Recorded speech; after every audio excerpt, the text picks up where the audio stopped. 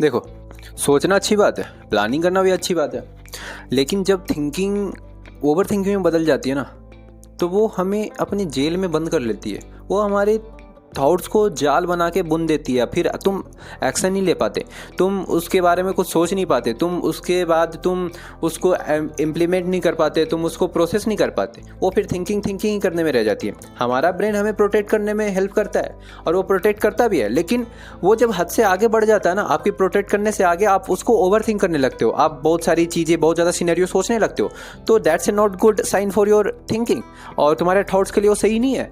फिर तुम्हारा एक्शन बहुत ज़्यादा ही कम हो जाएगा। तुम 90% चीज़ तुम्हारे दिमाग में आती है ना, तुम बस 1% पे एक्शन ले पाओगे। So welcome to the day 17 of becoming the better version of your self.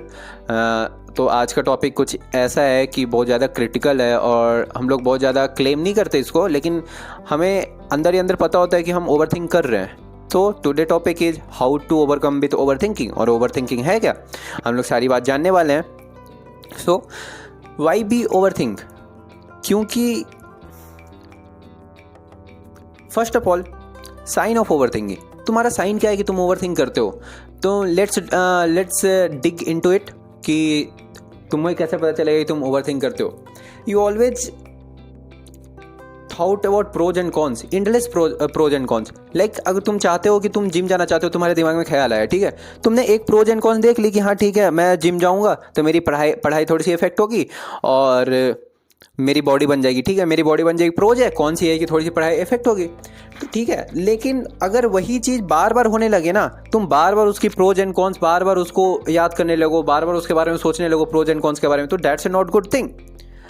You always ask what if अगर ऐसा हो तो ऐसा हो जाता, व्हाट इफ अगर मैं जिम जाऊं और मेरे ऊपर डंबल गिर जाए, तो दैट्स ओवर थिंकिंग ना।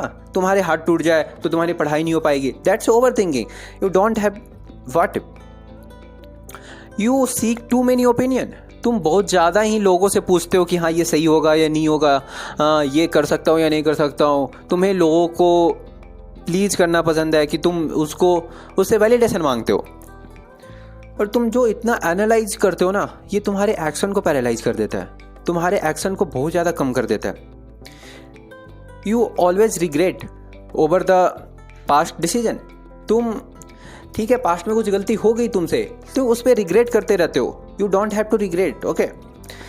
तुम्हें सोने में दिक्कत होती है क्योंकि तुम ज़्यादा सोचते रहते हो, रात भर तुम्हारे दिमाग में वो चलते रहता है कि हाँ अगर ऐसा हो तो फिर क्या होगा, अगर कुछ हो जाए तो क्या होगा, अगर वो मिल जाए तो क्या होगा, अगर वो चल जाए तो क्या होगा। सो ये तो ठीक है कि तुम ओवर थिंक करते हो, इसकी साइन क्या थी, लेकिन हम ओवर थिंक करते ही क्यों है? क्या रीजन क्या है इसके पीछे?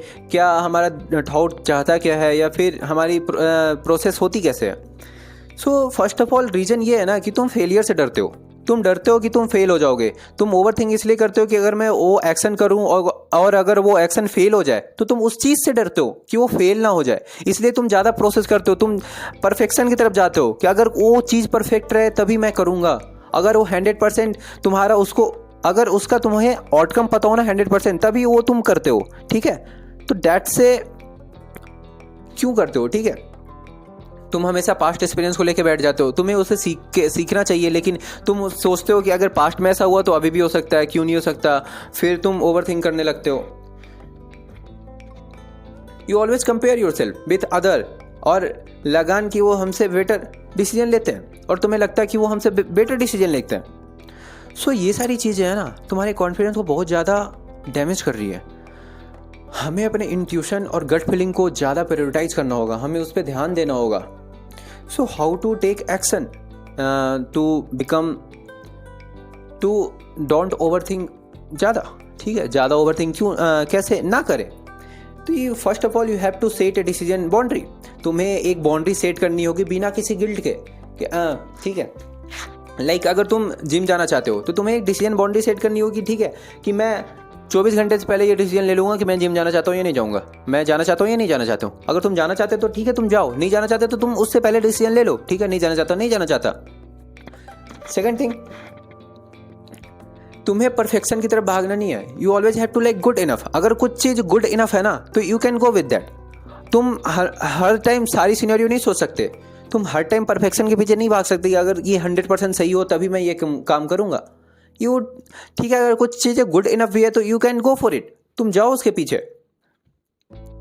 You always have to be aware of your thought कि हाँ तुम कहाँ पे ओवर थिंक कर रहे हो।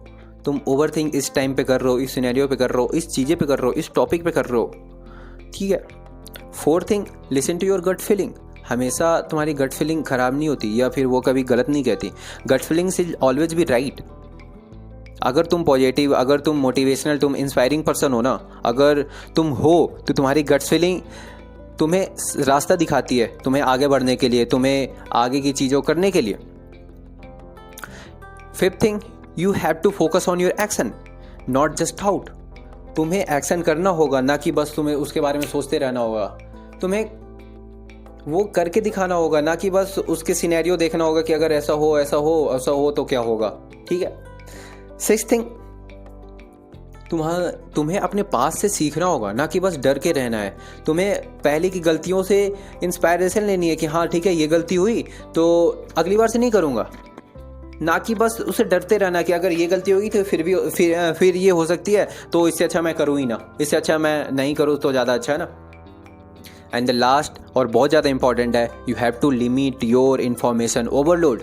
आजकल के ज़माने में, सोशल मीडिया के ज़माने में लोग इतने ज़्यादा इन्फॉर्मेशन कलेक्ट कर लेते हैं ना दिमाग में कि वो प्रोसेस नहीं कर पाते कि एक्शन क्या लूँ या ना लूँ। आप हर चीज़ सोचने से पहले वो सोचते हो कि आपने ये देखा था। आप मान लो कि आप जिम जा रहे हो, ठीक है, आपने कोई वीडियो देख लिया कि जिम में तो ऐसे डेडलिफ्ट करने पे कमर चल जाती है, तो आप वो इन्फॉर्मेशन आपके दिमाग में चल गई और वो आप सोचोगे कि अरे यार मैं जिम जाऊँगा तो ऐसा हो सकता है, इससे अच्छा नहीं जाता हूँ, ठीक है। आप ओवर थिंक कर रहे हो, लेकिन फिर सोच रहे हो अगर मेरी बॉडी कैसे बनेगी, ठीक है। So that's it. तो दोस्तों ओवर थिंक का आदत है, लेकिन इससे आप ओवरकम कर सकते हो, आप इसको पीछे छोड़ सकते हो। आपको बस एक प्रैक्टिस की ज़रूरत है। आपको बस खुद में अवेयर होना है कि आप ओवर थिंक कब कर रहे हो और किस जगह पे कर रहे हो और व्हाट इज़ द रीज़न, उसका रीज़न क्या है आपके लिए। जब आप छोटे छोटे डिसीजन लेना स्टार्ट करते हो ना, तो वो ट्रस्ट बिल्ड करता है आपके ऊपर। आप अगर जो सोचते हो अगर वो ही नहीं करोगे ना, तो आपका सेल्फ रिस्पेक्ट खुद में कम हो जाएगा। आप खुद से सेल्फ रिस्पेक्ट नहीं कर पाओगे खुद को।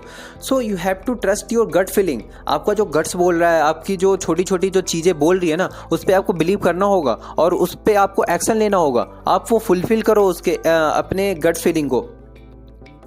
अपनी जो अंदर की आवाज़ है ना, उसको सुनो, उस पर भरोसा करो, उसको अप्लाई करो, उस पर action low. So that's it for video. Thank you for watching till here, अगर आपने देखा है तो। एंड ठीक है, मिलते हैं कल। Thank you for like, share and subscribe. I hope आपने कर दिया हो, तो थैंक यू बोल रहा हूँ आपको। Okay bye.